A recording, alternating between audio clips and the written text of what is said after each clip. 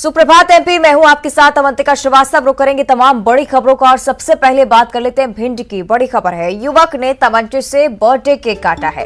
Videos का social media पर लगातार वायरल हो रहा है। चाकू की जगह कट्टे से केक काटा गया। सरपंच सहित 5 लोग गिरफ्तार किए जा चुके हैं। भिंड के बरौही थाना इलाके की यह घटना है। भिंड की हम बात करें, आमतौर पर चाकू से बर्थडे केक काटते हुए लोगों को आपने देखा होगा, लेकिन एक युवक ने यहां पर तमंचे से बर्थडे केक काटा। वीडियो सोशल मीडिया पर वायरल हुआ, उसके बाद कार्रवाई की गई। सरपंच सहित 5 लोग इस मामले में गिरफ्तार किए जा चुके हैं। भिंड के बरौही थाना इलाके की एक घटना है। सहयोगी अनिल हमारे साथ ज्यादा जानकारी के लिए फोन लाइन पर जुड़ रहे हैं। अनिल, निश्चित तौर पर पहला मामला नहीं है, पहले भी कार्रवाई हो चुकी है, लेकिन फिर भी लोग बाज नहीं आते। बिल्कुल अवंतिका जी, बता दूं, इस तरह के मामले चंबल संभाग में कई तरह के देखने को मिलते हैं। कभी कोई फायरिंग करके अपना जन्मदिन मनाता है, कभी केक को कट्टे से काटते हैं। और यही एक मामला यहाँ गोना हरदासपुरा गांव का सामने आया, जिसमें सरपंच सहित 5 लोगों ने जब जन्मदिन मनाया तो उसमें कट्टे से, चाकू की जगह कट्टे से केक काटा गया है, और जिसका वीडियो सोशल मीडिया वायरल कर दिया। सोशल मीडिया वायरल होने के बाद पुलिस सक्रिय हुई। पुलिस ने उक्त मामले में कार्रवाई करते हुए 5 लोगों को, सरपंच से 5 लोगों को गिरफ्तार किया है और कट्टा जिससे केक काटा गया था उसको जब्त किया गया है। बिल्कुल, तस्वीरें भी हम देख रहे हैं और दर्शकों को भी दिखा रहे हैं किस तरह से कट्टे से केक काटा गया। अनिल, एक बड़ा सवाल इस बीच ये भी कि अगर लगातार इस तरह के मामले सामने आ रहे हैं तो क्यों प्रशासन की तरफ से, पुलिस की तरफ से कोई सख्ती नहीं लोगों पर? बिल्कुल, मैं बता दूं अवंतिका जी, ये पुलिस ने स्वतः संज्ञान लिया है इस मामले में। जो जिस तरह से केक काटा गया और वीडियो सोशल मीडिया वायरल हुआ तो स्वतः पुलिस ने इसमें संज्ञान लिया, लेते हुए कार्रवाई की है। और यही कारण है कि इस तरह की कार्रवाई 2-3 और पूर्व के समय में हो चुकी है और लोग उसमें सुधार भी आ रहा है। ठीक है, शुक्रिया आपका अनिल जानकारी के लिए। आगे बढ़ते हैं और अब चर्चा करेंगे झाबुआ की। झाबुआ रतलाम हाईवे पर यात्री बस पलट गई है। हादसे में एक यात्री की मौत हो चुकी है। हादसे में 7 यात्री घायल बताए जा रहे हैं। घायलों को देर रात अस्पताल पहुंचाया गया। झाबुआ से जानकारी, झाबुआ रतलाम हाईवे जहां पर यात्री बस पलटी, हादसे में एक यात्री की मौत हो गई है। 7 यात्री जबकि घायल बताए जा रहे हैं। देर रात अस्पताल उन्हें पहुंचाया गया। तस्वीरें आपको दिखा रहे हैं। देर रात का यह हादसा, झाबुआ रतलाम हाईवे पर एक यात्री बस पलट गई। कई सारे लोग इस बस में सवार थे, जबकि एक यात्री की मौत भी हो गई है। हादसे में 7 यात्री बुरी तरह घायल, फौरन उन्हें अस्पताल में इलाज के लिए भर्ती कराया गया है। सहयोगी वीरेंद्र हमारे साथ फोन लाइन पर जुड़ रहे हैं। वीरेंद्र, कैसे हुआ पूरा हादसा? देखिए अवंतिका, बताया जा रहा है कि जो बस चलती है नीमच से झाबुआ की तरफ, ये जब रतलाम से झाबुआ आ रही थी तभी घुघरी घाटी है जो रतलाम और झाबुआ जिले की सीमा पर पड़ती है, वहां पर तेज रफ्तार कारण घाटे उतरते वक्त बस ने अपना जो संतुलन है वो खो दिया, अनियंत्रित हो गई, उससे खाई में जा गिरी और इसके पलट गई। पलटने से हादसे में एक व्यक्ति की मौत हुई है। कुछ 8 से 10 लोग घायल बताए जा रहे हैं। सूचना मिलने के बाद पुलिस प्रशासन टीम मौके पर पहुंची, क्रेन को बुलवाया गया, बस को सीधा किया गया और फिर वहां से सभी जो घायल है उनको पेटलावद के सामुदायिक स्वास्थ्य केंद्र पहुंचाया गया है। ठीक है, यानी कि एक बार फिर से रफ्तार के कहर में एक व्यक्ति की जान चली गई। शुक्रिया आपका वीरेंद्र जानकारी के लिए। आगे बढ़ते ग्वालियर से बड़ी खबर है। प्रॉपर्टी विवाद में 2 पक्षों में विवाद हुआ, गोली चली। 13 साल की नाबालिग के पैर में गोली लगी है। महाराजपुरा के शताब्दीपुरम में बीती रात की एक घटना। प्रॉपर्टी को लेकर यहां पर विवाद शुरू हुआ था। विवाद में पत्थरबाजी के बाद फायरिंग भी हुई। 13 साल के छात्रा के पैर में गोली लगी है। घायल बच्ची को जयरोग अस्पताल में भर्ती कराया गया है। महाराजपुरा पुलिस थाने में हत्या के प्रयास का केस दर्ज कर चुकी है। जांच में लगातार जुटी हुई। बबलू पटेल, अमन शर्मा सहित 5 लोगों पर हत्या के प्रयास का मामला दर्ज किया जा चुका है।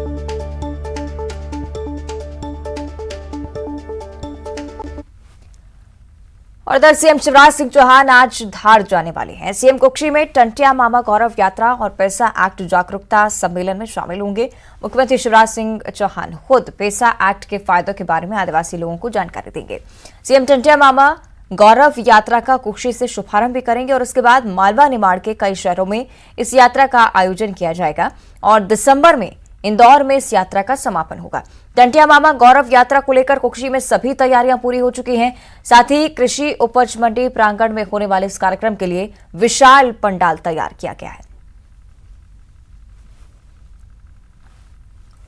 और अब बात कर लेते हैं जबलपुर की। संघ प्रमुख मोहन भागवत जबलपुर दौरे पर हैं। आज कुटुंब प्रबोधन कार्यक्रम को लेकर तमाम तैयारियां की जा चुकी हैं। संबोधित करेंगे इस कार्यक्रम में मोहन भागवत। एमएलबी ग्राउंड में कुटुंब प्रबोधन कार्यक्रम का आयोजन। कल मोहन भागवत ने प्रबुद्धजनों को संबोधित किया था और आज एक और खास कार्यक्रम, इसमें संघ प्रमुख मोहन भागवत संबोधित करते हुए नजर आएंगे।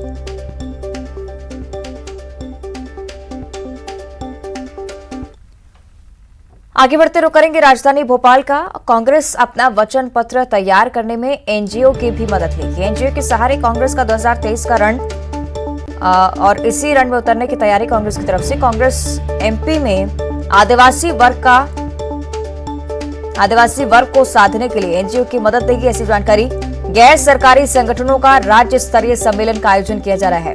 आपको बता दें कि दिसंबर में एनजीओ का सम्मेलन भी आयोजित हो सकता है। कांग्रेस एनजीओ के माध्यम से आदिवासी वर्ग में अपनी बात पहुंचाएगी।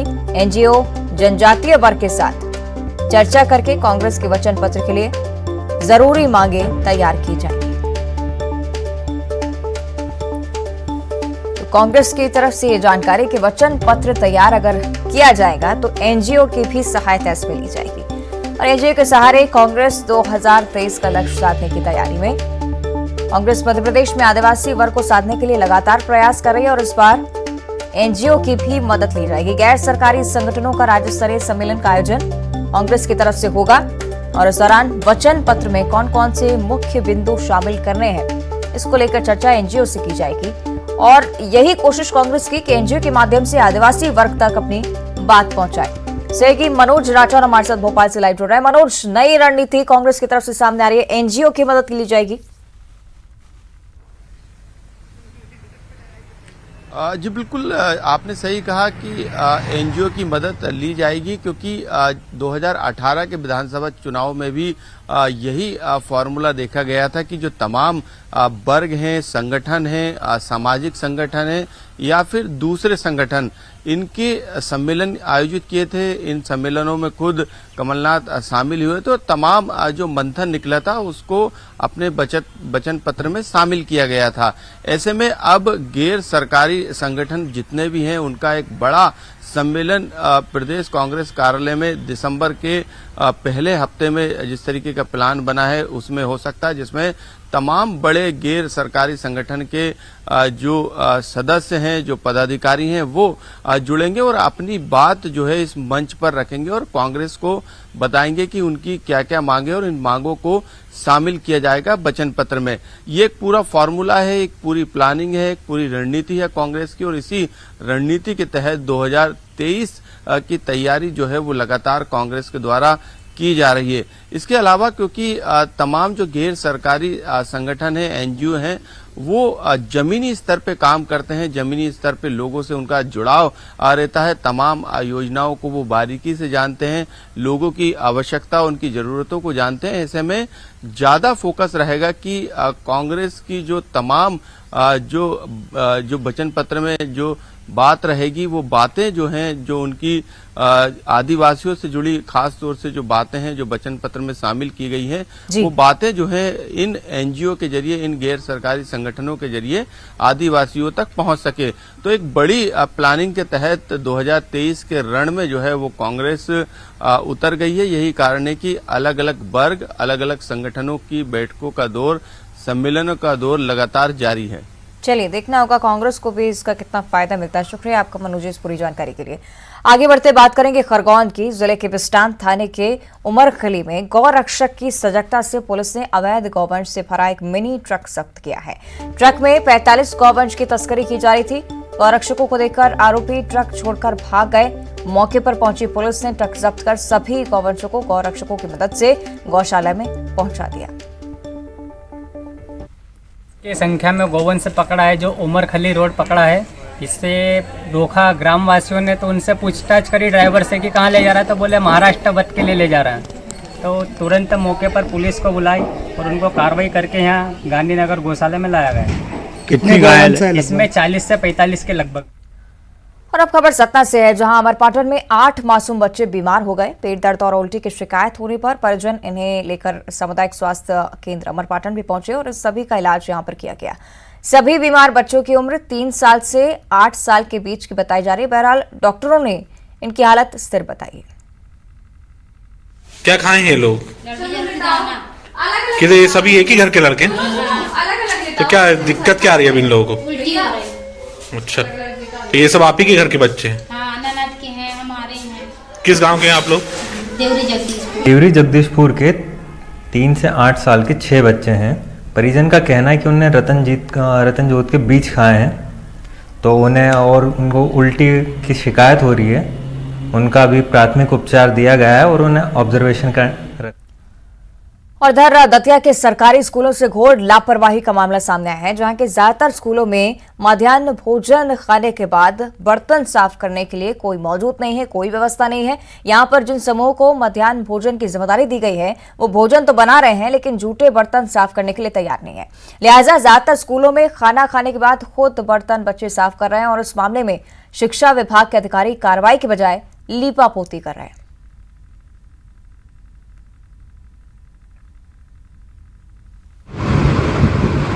कुछ समय बाद नोटिस दिया गया होगा, उसके बाद समय दिया जाता है। अब COC के माध्यम से आएगा और अगर आजकल में आ गया हो तो हो सकता है 3 दिन समय, कोई जानकारी नहीं है। कल में रहा नहीं, आज ही मीटिंग में रहा, हो सकता है शुक्रवार में आ गया होगा। ऐसे कार्यक्रम बच्चों के विकास के लिए चलाए गए हैं और बच्चों के साथ घोर अन्याय शिक्षा विभाग के द्वारा किया जाता है। बच्चों के द्वारा जो मध्याह्न भोजन के बर्तनों को साफ कराया जाता है, ये निंदनीय है। प्रशासन को इस पर ध्यान देना चाहिए। जिला शिक्षा अधिकारी से अनुरोध है कि वो इस पर सख्त कार्रवाई करें। और अब गुना की चर्चा करेंगे, जहां से एक बेहद ही सनसनीखेज मामला सामने आया है। ममौरी में अतिक्रमण के खिलाफ कार्रवाई का विरोध करते हुए 5 महिलाओं ने जहर खा लिया। इसके बाद सभी महिलाओं की हालत गंभीर बताई जा रही है। उन्हें अस्पताल में भर्ती कराया गया, जहां उनका इलाज चल रहा है। बताया जाता है कि यहां सरकारी जमीन पर स्थानीय लोगों ने कब्जा कर रखा है, जिसे हटाने के लिए प्रशासन की टीम यहां पर पहुंची थी। जब कार्रवाई शुरू हुई तो लोगों ने गुहार लगानी शुरू की। अधिकारियों ने जब एक नहीं सुनी तो आदिवासी महिलाओं ने विरोध में नशीले पदार्थ का सेवन कर जान देने की कोशिश की।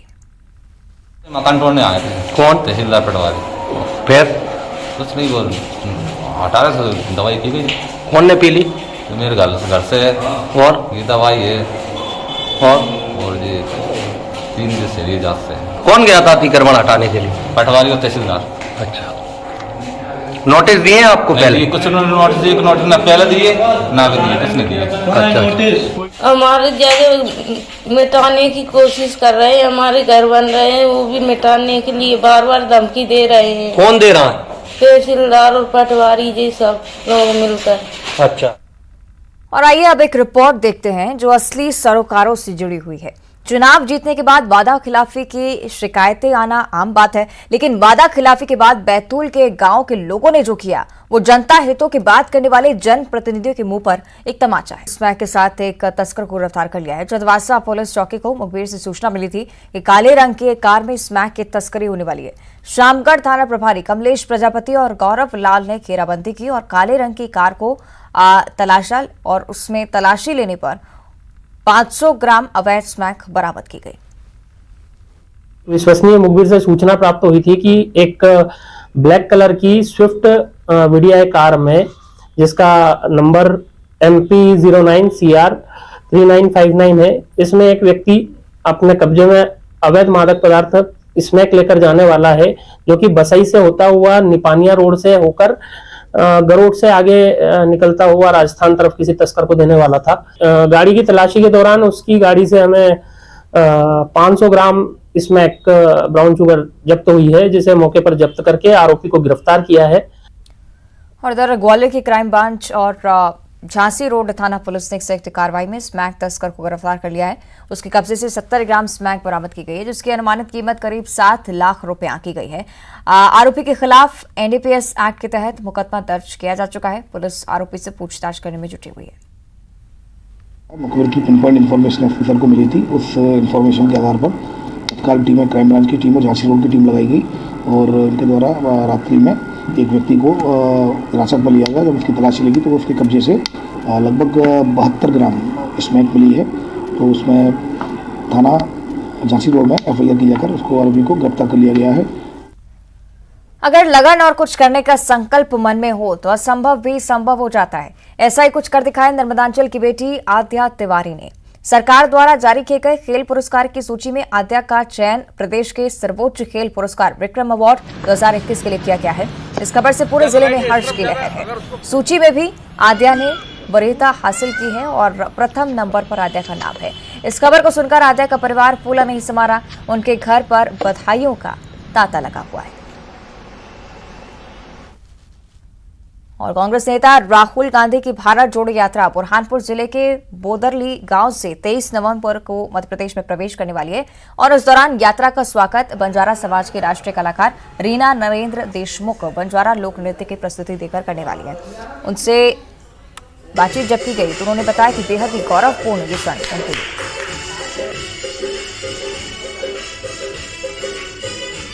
बताइए कैसा लग रहा है राहुल गांधी के सामने आप अपना परफॉर्मेंस देंगे?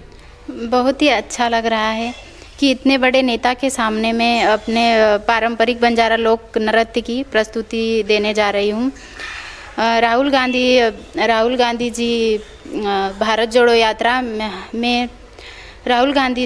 जोड़ो यात्रा में ग्राम डोंगरगांव से प्रस्थान करने वाले हैं, जिसमें मैं हमारे पारंपरिक लोक नृत्य की प्रस्तुति देने जा रही हूँ, जिसमें मैं सिर पर गिलास पर 51 मटकी रखकर कांच के गिलास पर और तलवार पर कांच के टुकड़ों पर चलकर यह प्रस्तुति देने जा रही हूँ। प्रस्तुति देंगे। हम उम्मीद करते हैं राहुल गांधी जी को जहाँ जा रहे हैं वहाँ के कलाकारों से रूबरू हो रहे हैं, तो हमें पूरी उम्मीद है राहुल गांधी जी को भी इस कलाकार की ये कला पसंद आएगी।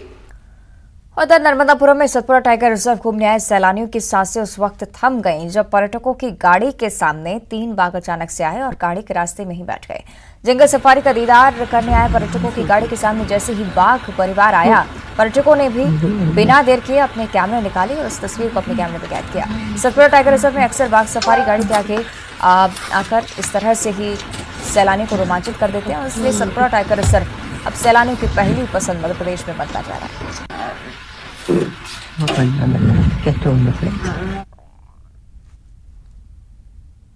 और अब देखिए